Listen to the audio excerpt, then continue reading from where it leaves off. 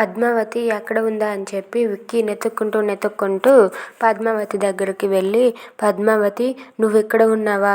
I'm really sorry Padmavathi, please Padmavathi దయచేసి మళ్ళీ మన ఇంటికి రా, పద పద్మావతి వెళ్దాం అని చెప్పి పద్మావతి చేయి పట్టుకొని, రా పద్మావతి మన ఇంటికి వెళ్దాం పద, నేనేమైనా తప్పు చేసుంటే నన్ను క్షమించు అని చెప్పి తన చేయి పట్టుకొని తీసుకొని వెళ్తూ ఉంటాడు. అది చూసి పద్మావతి అయితే విక్కీ చెయ్యిని విడిచిపెట్టి, ఎక్కడికి రావాలి సారు, ఎవరి కోసం రావాలి, అసలు ఏం మాట్లాడుతున్నారు మీరు అని చెప్పి అంటూ ఉంటుంది. ఏంటి పద్మావతి అలా అంటావని చెప్పి విక్కీ అంటే, అవును సారు, మీరు ఏనాడైతే నన్ను అనుమానాలతో చంపేశారో ఆనాడే మీకు నాకు ఉన్న బంధం తెగిపోయింది సారు, ప్లీజ్ దయచేసి ఇక్కడి నుండి మీరు వెళ్ళిపోండి, మీతో నేను రావాలని అనుకోవటం లేదు, వెళ్ళిపోండి సారు వెళ్ళిపోండి, మీకు నాకు ఏనాడో బంధం తెగిపోయింది, మీరు నన్ను తీసుకువెళ్ళాలనుకోవద్దు, ఇక్కడి నుండి వెళ్ళిపోండి అని చెప్పి అరుస్తూ ఉంటుంది. ఆ మాటలు విక్కీ అయితే చాలా కోపంతో అక్కడి నుండి అయితే వెళ్ళిపోతాడు. అది చూసి పద్మావతి అయితే ఎందుకు శ్రీనివాస